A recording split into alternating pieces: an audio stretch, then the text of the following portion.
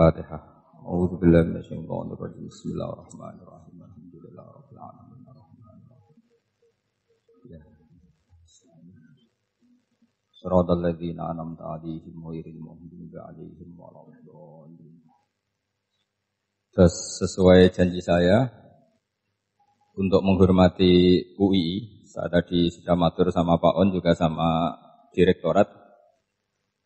UI adalah kampus yang didirikan oleh para ulama, para profesor, sehingga sudah seharusnya setiap makalah ilmiah itu ada referensinya, ada marojeknya. Dan yang dipakai di seluruh dunia, di semuanya, untuk ulumul Quran itu yang paling pokok pakai kitab Al-Itqan. Al-Itqan fi ulumil Quran, karangannya Imam Suyuti. Sebelum saya terangkan teks persisnya, itu ada sekian problem dalam memahami Quran, terutama kalau lewat terjemah. Problem itu bisa gawat betul, bukan gawat-gawatan tapi gawat betul. Misalnya ada ayat begini dan terjemahnya pasti begini. Fa'ainama tuwallu fathamma wajhullah. Kamu menghadap mana saja, di arah manapun, di sana ada ridhonya Allah. Itu kalau hanya pakai terjemah, tentu menjadikan kita sholat bisa menghadap ke timur, ke barat, ke utara, dan ke apa? Selatan. Saya cerita sedikit tentang asbabun nuzul. Memang tema sekarang tentang asbabun nuzul. Dulu Rasulullah SAW ketika di Mekah itu sholat menghadap Ka'bah. Tapi setelah pindah di Madinah, di mana Madinah itu ada komunitas Yahudi dan Nasrani, Rasulullah itu menghadap ke Baitul Maqdis, kira-kira 16 bulan. 16 sampai 17 bulan. Semua riwayat itu kisarannya hanya 16 sampai berapa? 17 bulan. Sehingga orang Yahudi itu bilang begini, Muhammad ini baiklah, meskipun dia membawa agama baru tapi kiblatnya masih ikut kita, masih baik kan. Setelah 16 bulan Nabi diperintahkan Allah untuk menghadap ke Ka'bah. Awal liwajhaka syatral Masjidil Haram. Maka orang Yahudi itu berontak. Berontaknya adalah kiblat mereka ditinggalkan. Cara berpikir orang Yahudi itu kiblat mereka ditinggal. Sehingga mereka bilang mawallahum an qiblatihim allati kanu 'alaiha. Apa yang menjadikan umat Islam berpaling dari kiblat Baitul Maqdis. Kemudian mereka provokatif betul. Ini perlu diperjelas. Provokatif. Bilang begini. Inna Muhammadan tahayyara fi dini. Muhammad ini bingung dalam beragama. Sehingga habis ngomong A ngomong B, habis kiblat Ka'bah, kiblat Baitul. Sehingga dalam banyak tarikh disebutkan peristiwa kiblat itu terbanyak melahirkan orang murtad, orang yang keluar dari Islam. Gara-gara provokasi orang Yahudi, Muhammad tahayyara fi dini. Muhammad itu bingung dalam menentukan pilihan apa? Beragama. Kemudian walhasil singkat cerita akhirnya Nabi itu madhep Ka'bah. Apa yang terjadi mukjizat itu adalah bahwa agama ini agama yang mewakili semua agama sebelumnya yang masih orisinil. Yaitu Nabi akhirnya berargumentasi Ka'bah adalah kiblat yang asli, yang lebih tua. Terus mereka tanya, buktinya apa? Dijawab oleh Quran, fihi ayatum bayyinatum maqamu apa? Ibrahim. Ka'bah bukti tertua adalah di situ ada makam Ibrahim. Makam itu jejak kaki. Ya, kalau bahasa Indonesia makam itu kuburan. Kalau dalam bahasa Arab maqam itu jejak apa? Jejak kaki. Sehingga diketahui oleh sejarah, dibuktikan di situ ada jejak kaki siapa? Nabi Ibrahim. Sementara nisbatnya Baitul Maqdis itu adalah kepada Nabi Musa dan Nabi Harun. Yang ini adalah turunan dari Nabi siapa? Ibrahim. Hikmahnya apa? Begini. Sebagai bukti bahwa Baitul Maqdis pernah menjadi poros Islam atau poros Tauhid, maka Nabi Muhammad pernah disuruh menghadap ke Baitul Maqdis. Buat inget-ingetan kalau ini pernah menjadi poros apa tahu. Tapi tetap tua-tuaan masih tua apa? Ka'bah. Kenapa tua Ka'bah tadi? Karena Ibrahim adalah Abul Anbiya, bapak dari para. Dan di situ ada jejak kakinya. Fihi ayatum bayyinatum maqam. Bukti itu belum cukup. Dibuktikan lagi bahwa Ismail kecil itu hidupnya di Ka'bah.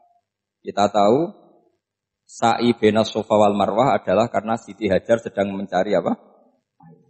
Jadi ada bukti sekian, bukti empirik bahwa Ibrahim itu kiblatnya itu Ka'bah, bukan Baitul. Sehingga ada kata-kata fihi ayatum bayyinatum maqamu. Nah, tanpa ngerti asbabun nuzul, kamu akan mengartikan fa'ina ma tuwallu fasamma wajhu itu salah. Karena di situ kamu menghadap mana saja, maka di situ ada ridhonya Allah.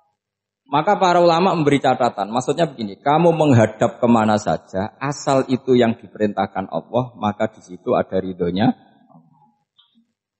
Harus seperti itu maknanya, disesuaikan dengan konteks asbabin nuzul. Tanpa seperti itu tidak bisa. Dan masih banyak lagi kepentingan tentang asbabun nuzul.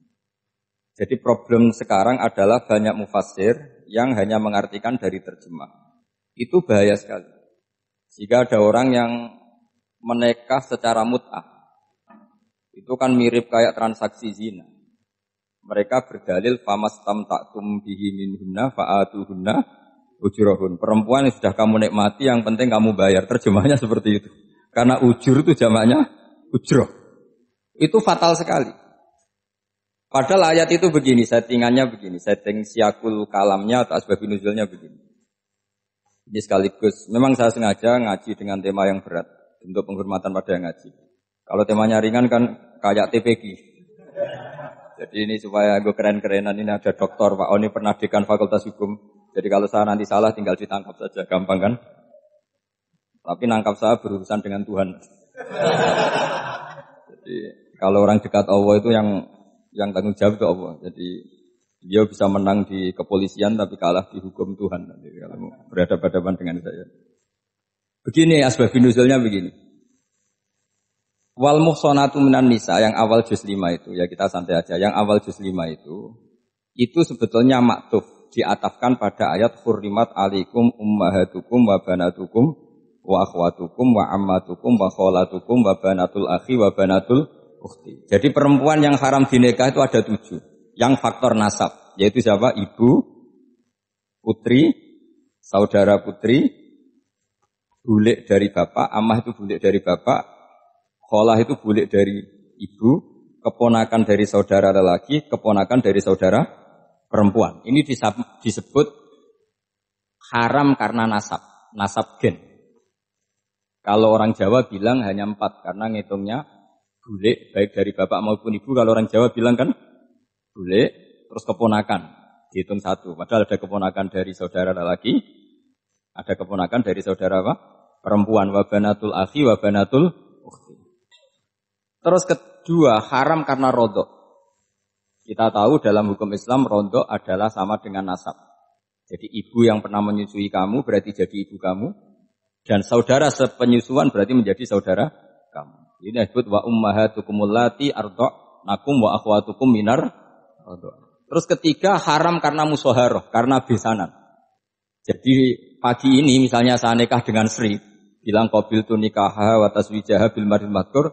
Setelah nikah dengan Sri ini otomatis ibunya dia menjadi mertua. Otomatis haram saya apa? Nikah. Ini namanya haram karena musoharoh. Atau kamu punya anak Zaid. Zaid pagi ini akad dengan Sri. Berarti Sri adalah menantu Anda. Otomatis haram bagi Anda. Itu namanya haram karena musoharoh, karena bisanan. Itu yang disebut waroba haram-haram itu kan terus itu wa ummahatu nisaikum. Ibu dari istri-istri kamu. Memang ini agak jelimet, tapi memang syaratnya mufassir harus biasa jelimet. Jangan hanya nyari partai, ayat-ayat untuk kepentingan partai. Wah, itu ngeri. Kacau, Quran dipakai kampanye. Terus, itu berarti sudah 3 kan? Haram karena nasab, karena rodok, haram karena musuh. Terus yang keempat ini, haram yang bukan karena sebab pada seorang perempuan, tapi karena istri orang. Itu disebut wal muhsanatu minan nisa. Haram menikahi perempuan yang masih milik orang lain. Nah, orang lain yang menikahi ini, istilahnya Allah adalah lelaki yang menikahi perempuan ini adalah lelaki sing muhsinina ghairu musafihin, secara nikah yang sah. Nah, nikah yang sah itu begini dalam hukum fikih Islam. Saya nikah dengan Sri, kalau hanya akad itu saya wajib bayar mahar hanya separuh. Jadi kalau saya janji bayar 1 miliar, berarti wajib bayar berapa? 500 juta. Kalau janjinya 100 juta hanya bayar 50 juta. Itu yang wajib bil akdi. Nanti wajib sepenuhnya nunggu bil jima. Kalau sudah hubungan intim baru wajib 100%. Jadi kalau ada di Jawa nikah dengan seperangkat alat sholat itu yang atasannya tok itu wajib karena akad. Nanti bawahnya nunggu setelah hubungan apa? Intim. Nah, ini hukum Quran bukan hukum saya. Makanya kan wa in talaqtumuhunna min qabli an tamassuhunna terus fanis fuma faradtum. Hanya wajib bayar setengah. Nah, perempuan yang sudah diajak hubungan intim itu kata Allah fa'atuhunna ujurahun, maka wajib kamu bayar penuh. Jadi ayat itu tentang perempuan yang sudah dinikah, kita harus bayar berapa? Harus bayar penuh. Ini penting saya utarakan. Nah, problem kita sebagai orang Indonesia ini juga problem Pak On, problem semua kiai. Mahar di Indonesia itu nggak bisa dibahas di Quran karena keterlaluan, kecilnya itu keterlaluan. Saya ini kan kiai, sering ngakatkan tuh sampai bosan, seperangkat alat sholat. Itu ngawur sekali, ini mbak-mbak harus gak mau gitu. Saya provokasi minimal itu ya berapa? 100 juta berapa? Pantasnya berapa? Pantasnya berapa? 10 gram itu berapa nilainya? Kan 1 gram 500.000, baru 5. Ya sudah mendingan itu 10 gram. Quran itu bayangannya gini, sambil latihan, yang hafal-hafal biar latihan. Jangan dapat beasiswa karena hafal tapi enggak jelas juntrungannya. Quran tuh bayangannya gini, ini enggak mungkin Quran ini bisa dibaca di Jawa. Wa in aradtum istibdala zaujim makana zauji wa ataitum ihdahunna qintaran fala ta'khudhu minhu syai'a. Jika kamu nikah sama seorang perempuan, kemudian kamu cerai, maka mahar yang sudah kamu berikan jangan ambil lagi. Karena mahar di Arab itu mahal, 100 juta, kadang mobil Alphard, kadang GMC. Sehingga setelah menceraikan tuh kebayang menarik. Kok enak, dulu saya memberikan itu kan karena dapat servisnya. Sekarang sudah saya cerai, saya tarik. Kalau mahar di Indonesia kan seperangkat alat sholat. Jadi gak kebayang ada kalimat fala ta'khudhu minhu saya jangan ambil lagi. Kebayang ngambil aja enggak? Apalagi kalau nikahnya sudah 2 tahun kan sudah lusuh, sudah. Tapi kalau di Arab itu kebayang karena mahal. Makanya orang Arab suka nikah orang Indonesia karena murah. Jadi bahasa kintoron itu harta yang enggak ternilai. Wa ataitum ihdahunna kintoron. Yang enggak ternilai, mahal betul. Itu pernah saya hitung, ada yang mahar itu 400 juta, ya sekira segitu. Nah, makanya setelah dicerai Allah memperingatkan setelah kamu kasihkan ya jangan minta lagi. Kenapa kepikiran minta? Karena jumlahnya besar. Kalau di Indonesia kepikiran enggak minta. Enggak kepikiran, saking kecilnya. Seperangkat alat sholat kadang 1 juta. 1 juta itu setelah hubungan intim, sebelumnya yang wajib hanya 500. Itu kan gak kebayang. Makanya susah ngartikan Quran di Indonesia, kadang susah karena kadang terlalu. Itu pernah Sayyidina Umar radhiyallahu anhu pernah bilang begini, wahai para perempuan, mahar itu jangan mahal-mahal, kasihan para lelaki. Itu ada perempuan alimah ya, orangnya alim betul. Meskipun gak pernah sekolah di UI, tapi alim itu. Itu usul langsung gini, ya Amirul Mukminin, laisa dzalika laka ya Amirul Mukminin. Waqad qala ta'ala wa ataitum ihdahunna qintaran. Kamu hanya seorang Amirul Mukminin, tidak berhak bikin aturan pembatasan mahar. Allah saja tidak batasi, kenapa kamu batasi? Sehingga dulu yang namanya nikahnya Sulaiman Agung atau Jamaluddin siapa Ratu Agung, kalau hadiah ya sampai tas mahal itu. Itu kan dari bahasa Arab mumtaz mahal, mumtaz itu istimewa, mahal itu dia punya istri yang sangat dicintai, dikasih hadiah mumtaz mahal. Terus ilat Jawa jadi apa? Tas mahal. Itu sama Mujid Ulil Albab kalah ya. Itu kalau cerai kan kepikiran minta lagi. Dikasihkan yang baru. Tapi kalau di Indonesia tidak mungkin karena apa tadi? Seperangkat alat sholat. Begitu nyari yang murah lagi. Yang bagus pitanya, bungkusnya yang bagus. Nah, maka nggak mungkin kita maknani Quran tanpa mengenal yang bernama asbabin. Karena makna ayat itu bisa kacau kalau kita tidak tahu asbabin. Yaitu kayak tadi makna fa'ina ma tuwallu fatamma wajhu. Itu maknanya kan kamu menghadap mana saja, boleh saja di sana ada ridhonya Allah. Berarti kan bisa ke timur, ke selatan, ke utara, ke barat. Itu bahaya betul. Sehingga kata ulama, harus mengkaji asbabin nuzul. Supaya porsi ayat ini sampai semana jauhnya itu kita tahu. Tanpa tahu itu tidak bisa. Begitu juga menyangkut kiblat. Sekarang saya tanya, kemarin kan ramai dulu di Kemenak, kiblat semuanya diukur dengan GPS, terus beberapa masjid dikomentari salah, karena diukur pakai apa? GPS. Kalau dalam bahasa falak disebut yaumarosdil kiblat. Memang bisa diilmun. Tapi pertanyaannya begini, dari awal Allah ngendikan fawal liwajhaka syatral masjidil haram. Kamu yang penting sholat itu menghadap masjid. Masjid itu ya bangunan. Sehingga kata Ibnu Abbas yang diriwayatkan banyak ulama mengatakan Al-Ka'bah kiblatun li ahlil masjid wal masjid kiblatun li ahlil haram wal haram kiblatun li ahlil masyriq wal maghrib. Jadi kalau orang di dalam masjid kiblatnya harus Ka'bah. Di luar masjid kiblatnya asal bangunan Masjid Haram. Tapi di luar sini kayak di Indonesia boleh semua tanah haram. Kenapa begitu? Kata Ibnu Abbas karena Quran turun bilisanin arabiyyin mubin. Jadi kalau orang Jogja kalau mau ke Jakarta arahnya kemana? Barat. Itu sebetulnya ketika Anda ke barat itu persis Jakarta apa bisa saja pasnya itu Pangandaran. Tapi orang itu akan bilang kalau ke barat ya ke Jakarta. Meskipun presisi Anda tepatnya di Pangandaran. Nah kiblat seperti itu. Asal orang menghadap ke barat itu orang sudah bilang ke kiblat. Gak usah sedetail misalnya harus pas Ka'bah. Saya pernah debat sama tim ahli Kemenak. Gak bisa Gus, sekarang ada GPS harus tepat Ka'bah. Terus saya bilang gini, kalau teori Anda benar, berarti semua masjid luasnya maksimal 16 meter. Ka'bah itu luasnya hanya 16 meter. Berarti masjid Ulil Albab yang pojok sana sama pojok sana, kira-kira itu ya sudah tidak kena Ka'bah. Kalau harus tepat, Ka'bah itu kan diameternya hanya 16. 16 tambah 18 kalau nggak salah. Berarti semua masjid kalau ingin tepat Ka'bah harus pas 16. Kalau terlalu luas pilihannya harus cekung. Kan jadi aneh. Makanya saya itu sering Pak On. Dulu saya ini biasa debat fikih. Kalau di tradisi pesantren namanya Basul Masail. Saya punya teman yang paling kurang ajar, yang paling saya kenang dalam panjang sejarah. Dulu itu kalau debat fikih itu ya seru. Kalau aturan fikih kan gini, soft paling baik itu kan soft pertama. Baru kedua, baru ketiga. Yang paling keren kan soft awal, soft. Terus teman saya bilang gini Pak, ya kalau gitu gini aja Gus, desain masjid itu memanjang utara selatan. Biar semuanya soft awal.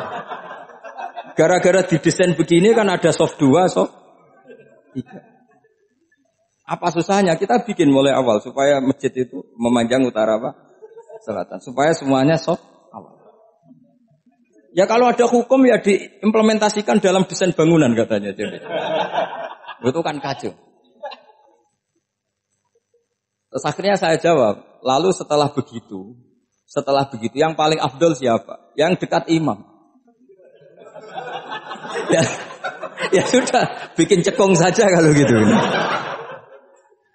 Artinya gini ya, beragama itu yang sehat. Jadi beragama itu berdasar riwayat. Berdasar riwayat, pernah ada ulama yang ngitung. Madinah menghadap Ka'bah itu ya tidak pas. Pernah dihitung pakai GPS.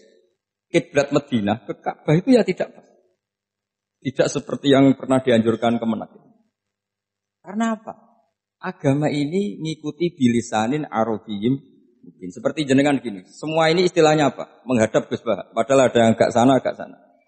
Semuanya ngaji sama siapa Gus? Ya sudah. Istilahnya bertatap muka. Memangnya kita benturan. Ini bahasa. Jadi seperti ini semua namanya apa? Berhadap. Padahal ada yang agak samping, agak samping. Ka'bah juga gitu. Sebenarnya tidak se-ekstrim yang dibayangkan orang-orang. Cuma kalau bisa tepat, ya kita harus tepat. Tapi tetap saja tidak perlu 16 apa? Meter. Fa'aina ma tuwallu fathamma wajhuhu. Itu artinya menghadap. Menghadap itu menghadap arah. Makanya Allah tidak ada fawal liwajhaka nahwal Ka'bah, tapi fawal liwajhaka syatrul Masjidil Haram. Jadi ini penting saya utarakan supaya kita familiar dengan istilah-istilah Quran. Istilah Quran itu gampang sebenarnya. Kalau kita kaji itu gampang. Problem kita tidak pernah mengkaji. Jadi semuanya asing. Kalau kita mengkaji itu gampang sekali. Saya punya sekian cerita betapa pentingnya mengkaji Quran. Harun Ar-Rasyid itu dinasti Bani Abbasiyah. Itu pinter sekali. Ada seorang ustadz yang agak ekstrim. Itu datang ke Harun ar-Rasyid, ya Amirul Mukminin, inni nasihun laka famusaddidun alaika. Fala tajidanna alayya fi nafsika syai'an. Saya mau nasihati kamu, tapi saya mohon jangan masukkan hati. Karena nasihat ini penting. Tapi saya akan keras, vulgar, akan keras, kritik saya akan keras. Karena Anda sebagai Amirul Mukminin tidak pecus. Apa kata Amirul Mukminin Harun ar-Rasyid? Uskut ya Ustad. Sebagai riwayat uskut ya jahil. Kamu itu Ustad bodoh, tidak usah banyak omong. Terus ditanya, kenapa saya bodoh? Terus dibacakan ayat faqula lahu qaulal layyinal la'allahu yatadzakkaru aw yakhsha. Inna Allaha ta'ala qad arsala man huwa khairun minka ila man huwa syarrun minni. Wa ma'a dzalika qala ta'ala faqula lahu qaulal layyin. Allah pernah menugaskan seorang yang lebih baik ketimbang kamu, yaitu Musa dan Harun. Musa dan Harun adalah seorang nabi. Kepada orang yang lebih buruk ketimbang saya, yaitu Fir'aun. Itu saja etikanya faqula lahu qaulal layyin. Kamu kalau ngomong yang halus, yang baik, yang berperadaban, kok kamu sama saya mau kasar? Akhirnya ustadznya ternyata pinter kamu. Yes, pinter aku. Jadi semudah itu. Allah itu menugaskan orang yang lebih baik ketimbang kamu, yaitu Nabi Musa. Kepada orang yang lebih buruk ketimbang saya, yaitu Fir'aun. Itu saja ada etikanya.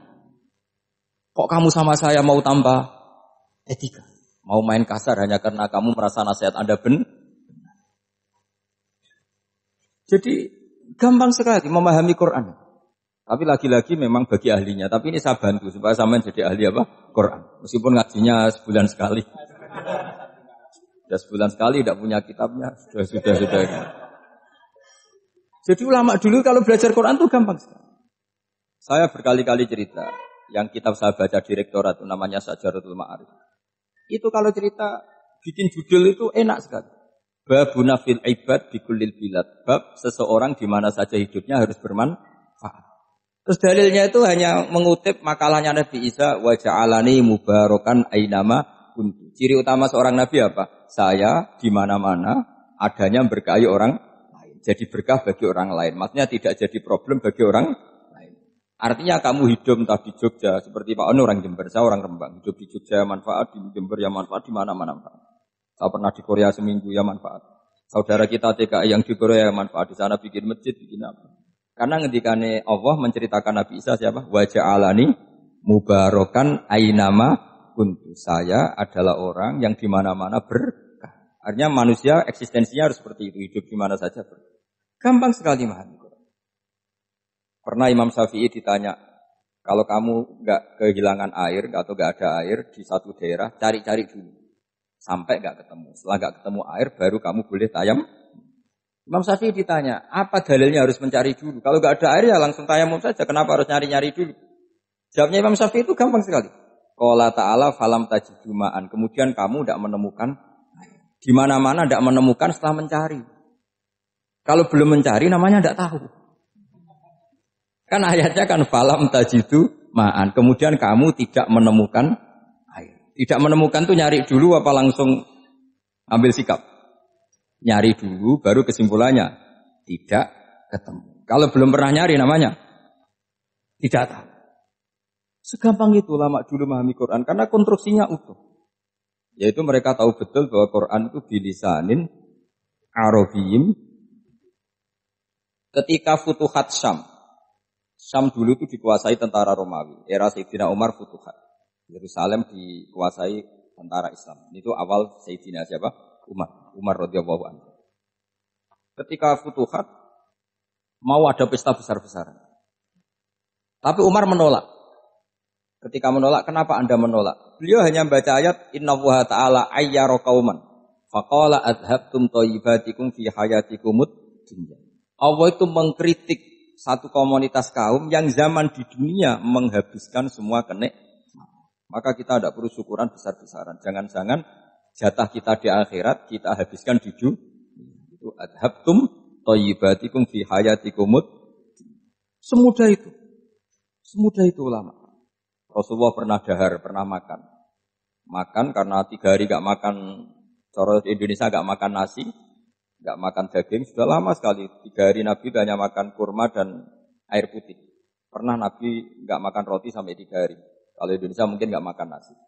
Di hari ketiga Ada sahabat yang berbaik hati, Nabi disembelihkan kambing, dipotongkan kambing, Nabi disuruh dahar. Itu baru dahar setengah piring, Nabi berhenti. Ketika ditanya, setengah piring itu kan sudah kuat untuk sholat, untuk apa sudah kuat.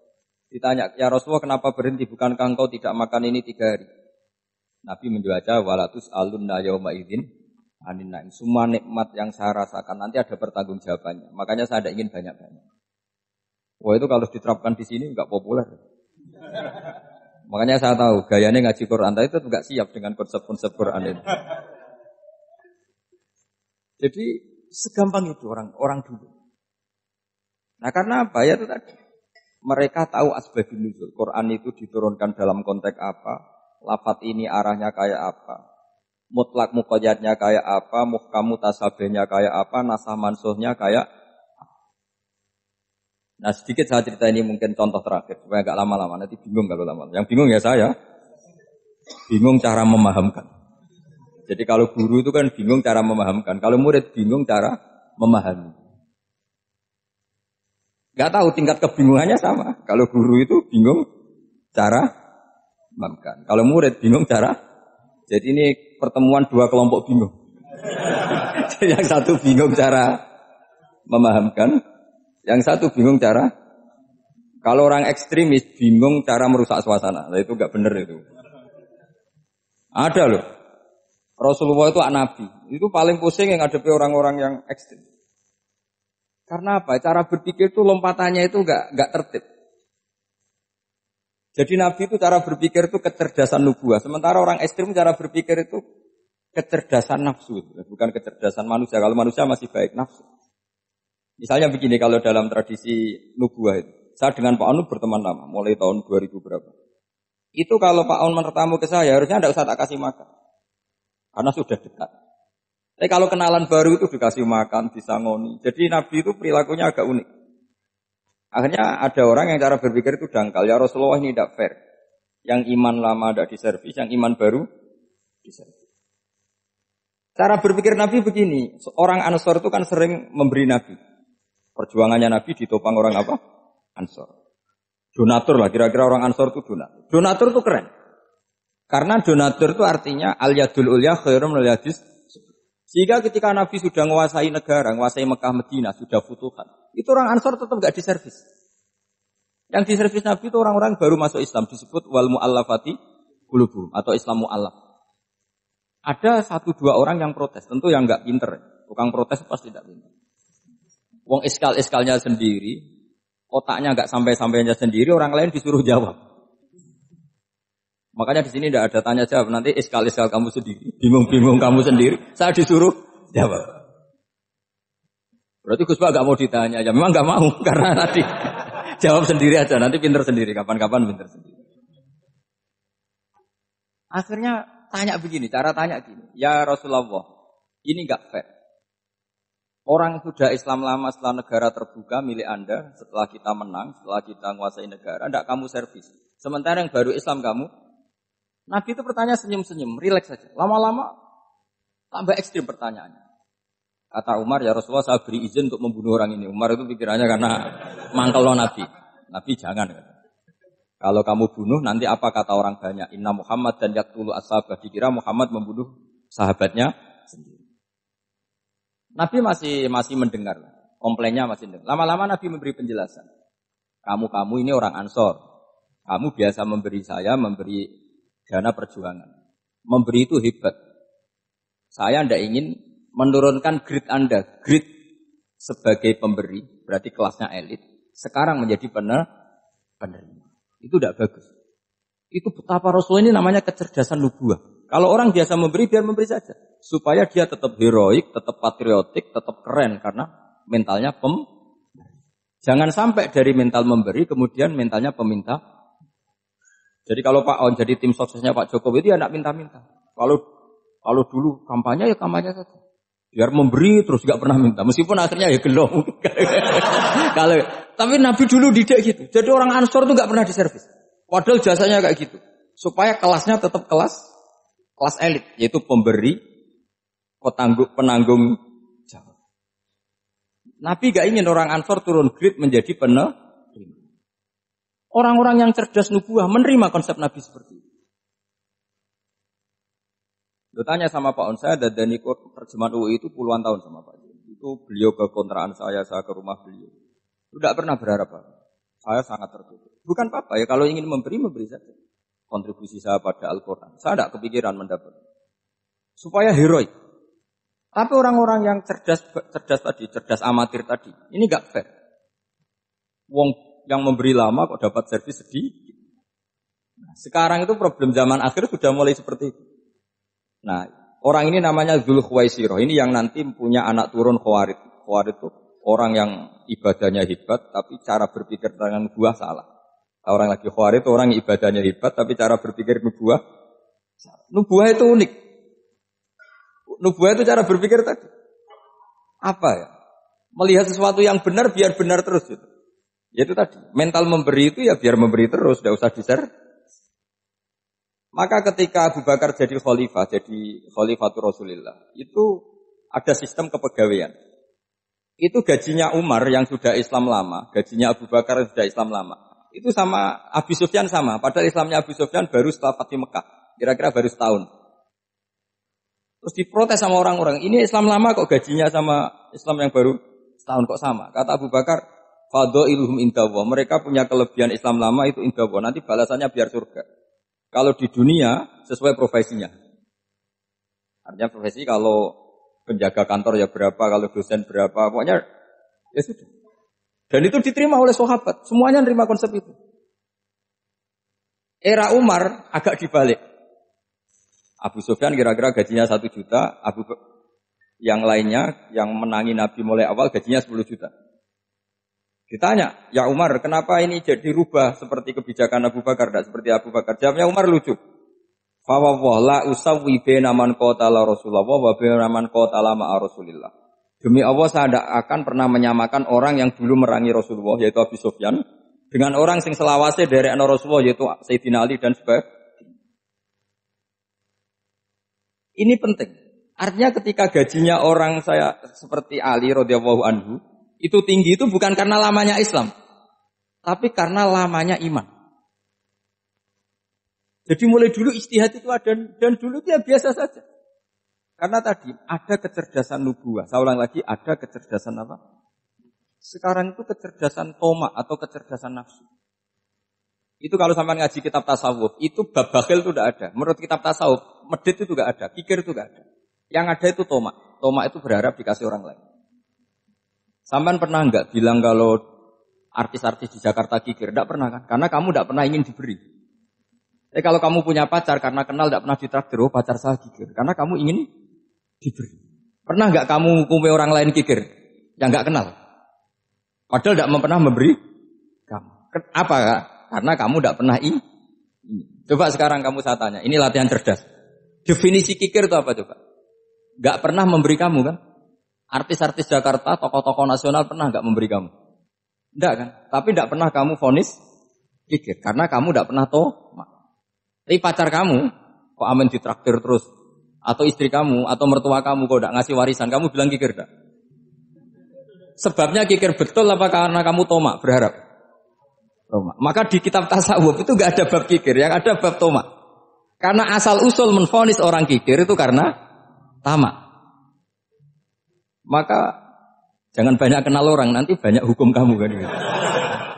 Sombong juga gitu, di tasawuf itu enggak ada bab sombong. Karena orang hukumi orang lain sombong itu karena kamu ingin dihormati.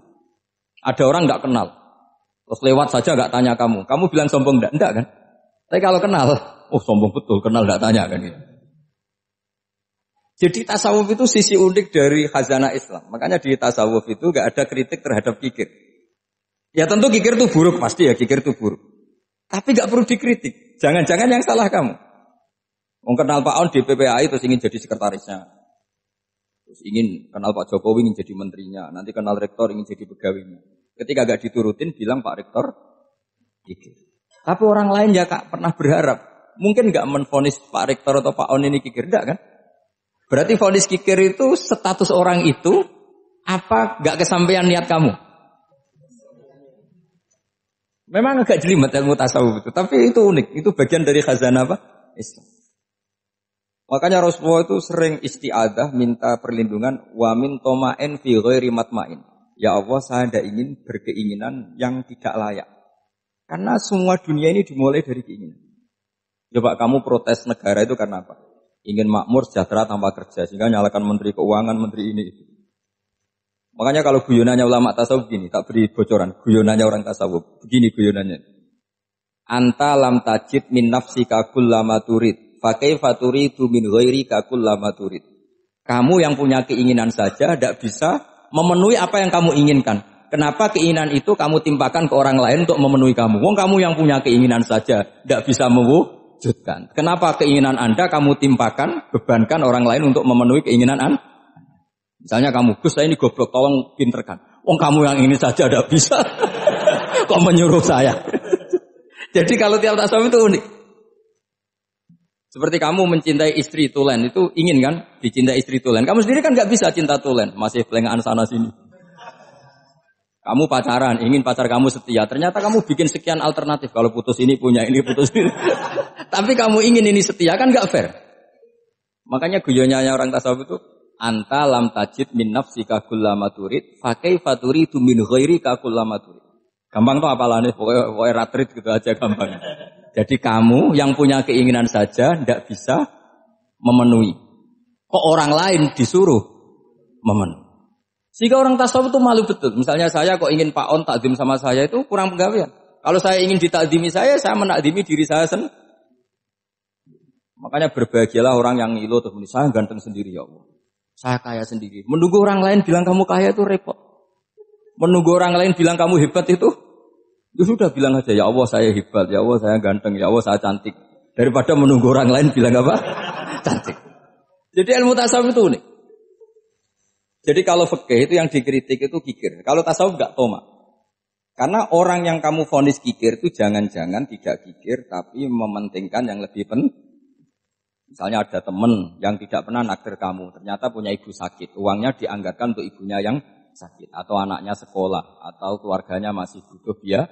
Sehingga sama teman dia kikir. Hakikatnya kikir apa mementingkan yang penting? Tapi kamu karena gak pernah ditakdir menvonis kikir. Ini pelajaran. Jadi makanya yang dianteni ilmu tasawuf itu tamak tadi kalau dalam bahasa Indonesia, bukan kikir. Karena vonis kikir itu akan disematkan orang yang tidak kesampaian hajatnya. Makanya bapak saya itu keluarga kiai itu ajarannya itu. Yang penting jangan berharap dari orang lain. Ini Pak On saksinya, saya dulu benahin terjemah itu enggak pernah ingin diperlakukan seperti ini. Yang ngaji aja. Karena pikirannya keluarga kiai itu sederhana. Kalau ngamal ya ngamal saja. Ngamal itu heroik. Makanya buyut-buyut kita semua ini kan pahlawan semua. Membela negara Indonesia jadi merdeka. Ya enggak pernah kebayang jadi presiden, menteri. Tapi sekarang enggak, ngamal sedikit saja harus jadi menteri, jadi. Ini bahaya kalau dalam kelangsungan bernegara, karena orang biasa transaksional. Awal negara ini dibangun berdasar heroik, bukan berdasar apa? Transaksional. Tapi sekarang orang akan membiasakan itu. Apa-apa itu transaksional. Ini tidak bagus untuk kelangsungan bernegara. Apalagi kelangsungan beragama. Sehingga seperti saya ini masih punya desa-desa binaan di Sragen, di pedalaman Papua sekalipun. Saya punya santri banyak di Papua. Itu kalau cerita itu unik-unik. Itu mau Jumatan, itu enggak ada orang 40. Sudah datang setengah 12, itu datangnya 3 jam. Di situ mau ketemu santri 3. Semua, karena ya akhirnya mereka tanya gini Pak, pertanyaannya itu lucu. Gus, boleh enggak Jumatan orang 3? Secara fikih Syafi'i kan harus orang 40. Kemudian mereka tak bilang, buat sholat duhur saja. Mereka enggak mau, wong Jumat kok duhur. Harinya kan Jumat, masa sholatnya? Sehingga kita yang jadi kiai akhirnya nyari fikul madzhabil arba. Nyari fikih madzhab 4. Ternyata Imam Malik membolehkan orang 6. Ada yang bilang 12. Yang penting keceluk jamun itu kelompok. Kalau 3 kan belum keceluk apa?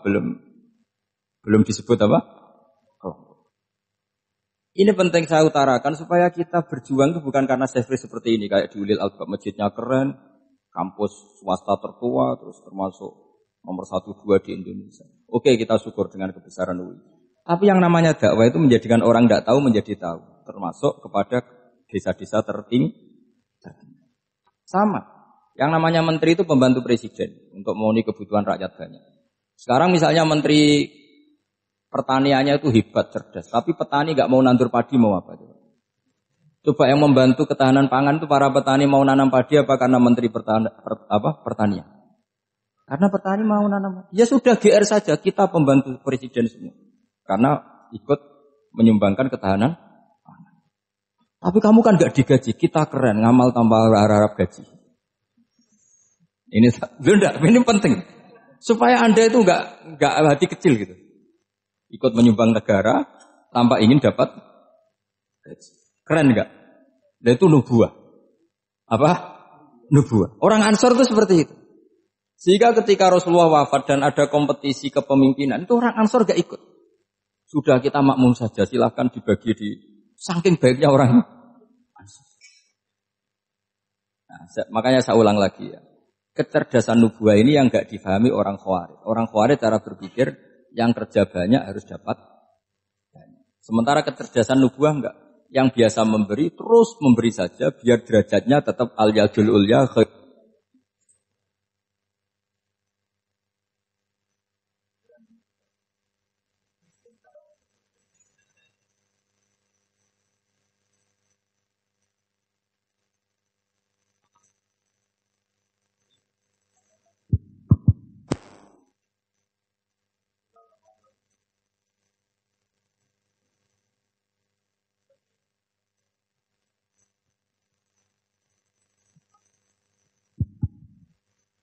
Bismillahirrahmanirrahim. Ini saya baca supaya dapat berkahnya ulama-ulama dulu. Karena ini dikarang oleh ulama yang dipakai rujukan seluruh dunia.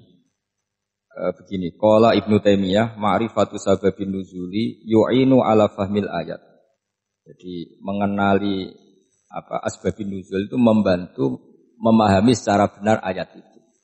Karena tadi kalau ayat itu dipotong, itu maknanya bisa kacau. Kayak tadi, famastam ta'tum bihi minhunna fa'atuhunna ujuruhun. Kalau diterjemah itu kan mendukung kawin mut'ah. Kalau terjemahnya saja, perempuan siapa saja yang pernah kamu nikmati, yang penting kamu bayar. Itu kan aliran sesat dan menyesatkan. Itu konteks asbabun nuzul tidak seperti itu. Perempuan yang sudah menjadi istri kamu. Saya ulang lagi, perempuan yang sudah menjadi istri kamu, jika sudah kamu hubungan intim, maka maharnya harus dibayar penuh. Tapi kalau belum hubungan intim, maharnya hanya wajib separuh. Fanisfu ma faradtum illa ayafuna au ya'fu alladzi biyadihi uqdatun nikah. Tapi tadi kalau di Indonesia gimana Gus? Itu yang repotnya. Maharnya itu tadi mukena atasan dan apa? Bawahan. Wah kacau kalau di Indonesia itu. Sehingga kita bingung kalau dalam logika Arab kan gitu. Bayangannya kalau cerai, kata Allah, fala ta'khudhu minhu syai'at. Harta yang sudah kamu berikan ke istri jangan diambil lagi. Sampai dilarang ngambil tuh karena jumlahnya banyak sehingga kepikiran ngambil. Kalau di Jawa enggak usah dilarang, sudah tidak akan ngambil karena rukuhnya sudah lusuh. Itu susahnya baca Quran di Jawa ya. Karena dari awal maharnya terlalu apa? Kecil. Terus beliau Imam Suyuti termasuk di sini menyontohkan yang pasti salah kalau difahami yaitu tadi ayat apa itu fa'inama tuwallu fastammanova wajib. Jadi beliau terus meringatkan betapa pentingnya mengenali asbabin nuzul. Karena asbabin nuzul itu gampang. Saya ulang lagi, asbabin nuzul itu gampang. Gampangnya begini ya, kan ada satu peristiwa. Misalnya begini, Rasulullah itu kan mengkritik penuhanan Lata dan Uzza. Berhala-berhala itu dituhankan, dikritik sama Rasulullah. Kemudian mereka begini, karena mereka biasa personifikasi Tuhan. Muhammad, kalau Tuhan itu tidak Lata Uzza dan itu terbuat dari batu, lalu Tuhan Anda itu dari apa? Amin fiddotin audabin. Lalu Tuhan Anda ini dari emas apa dari perak? Karena mereka nggak bisa membayangkan Tuhan tanpa dipersonifikasi. Terus Allah menurunkan qul huwallahu ahad, Allahus somad, lam yalid wa lam yulad wa lam yakul lahu kufuwan ahad. Karena otaknya mereka sudah begitu, yang namanya Tuhan itu harus dipersonifikasi. Makanya saya kemarin di Korea seminggu, cerita yang paling unik gini Pak On, ada bos Islam, ada bosnya TKI yang baik. Mereka mengizinkan pekerjanya sholat. Bareng sholat tuh diingeti ke atas ke bawah, kok gak ada arcanya. Sehingga setelah sholat dibilang, Apa saya berikan berhala sekalipun? Karena gak kebayang ada orang sholat kok tanpa berhala, tanpa Tuhan. Yang kamu sembah itu mana? Kok gak ada? Apa tak belikan? Jadi unik. Nah teman saya yang satu unik lagi. Dia termasuk pegawai Garuda. Yang derekno saya ke Korea itu orang pegawai Garuda. Dia karena orang kaya biasa ke Eropa kemana-mana itu. Singkat cerita dia sholat di mall. Karena nganggep Korea itu sudah negara maju kayak Eropa. Setelah sholat di mall pas asar itu, security-nya nelpon polisi. Pak polisi di sini ada ritual teroris. Jadi kalau menamakan sholat itu ritual teroris. Jadi artinya apa? Ritual-ritual yang kita lakukan itu macam-macam cara pandang. Orang ateis itu kan Cina kan Korea itu kan ya Cina lah, Korea, Jepang, RRC itu kan sipit Cina. Itu ya yang namanya ibadah sembahyang harus ada patungnya atau ada arcanya atau ada benda-benda itu. Orang Islam kan nggak ada sama. Makanya mereka itu kok bisa? Problemnya kita, saya ulang lagi, ini problem ya. Problemnya kalau ada itu ya repot. Begini misalnya, ini masih tentang asbabun nuzul. Ini contoh terakhir tentang masih asbabun nuzul. Umar radhiyallahu anhu, sahabat Umar itu kalau mencium hajar aswad itu sambil gedumel. Tidak berdoa tapi gedumel. Masyhur. Itu ada di Bukhari.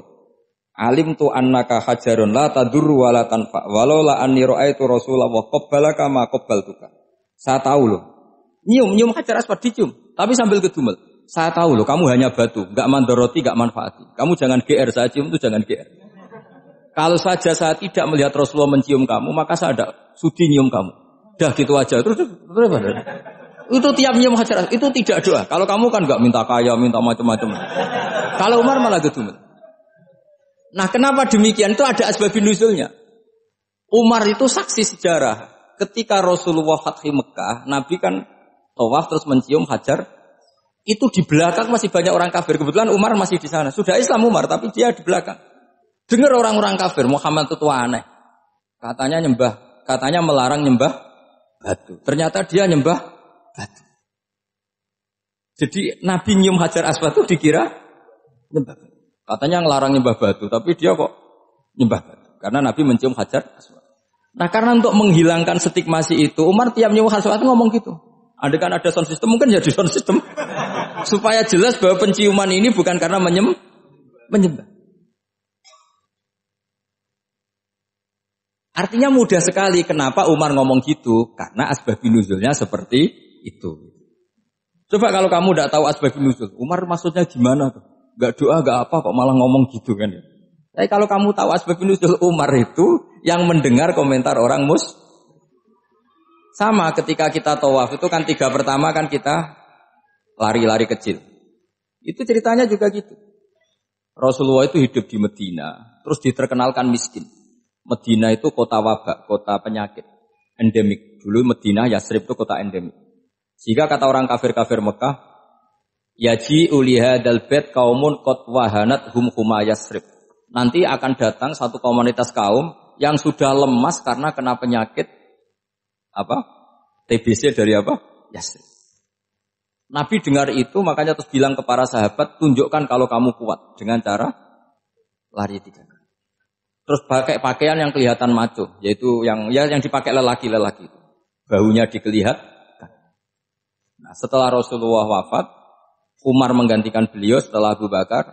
Umar bilang gini, sebetulnya tawaf seperti ini, yaitu lari pertama 3 putaran pertama lari dan memperlihatkan pundak seakan-akan orang maco itu sudah enggak perlu. Karena alasan itu sudah tidak ada.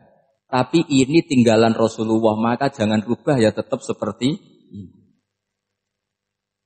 Akhirnya meskipun sudah tidak ada alasan tadi menjawab stigmasi orang kafir, tetap tawaf seperti itu. Jadi memang agama itu unik. Kadang kita harus tahu alasannya, tapi alasan itu kalau menjadi mahatul hukmi, pijakan hukum salah. Misalnya kamu terus bilang gini, ya berarti tawaf sekarang bebas, gak perlu seperti itu. Kan alasan itu sudah ada. Nah di sini pentingnya riwayat. Riwayat itu begini, logikanya sudah enggak ada, tapi kaifiah itu, cara itu masih kita terus. Dan itu memang, saya ulang lagi, harus tahu asbabun nuzul.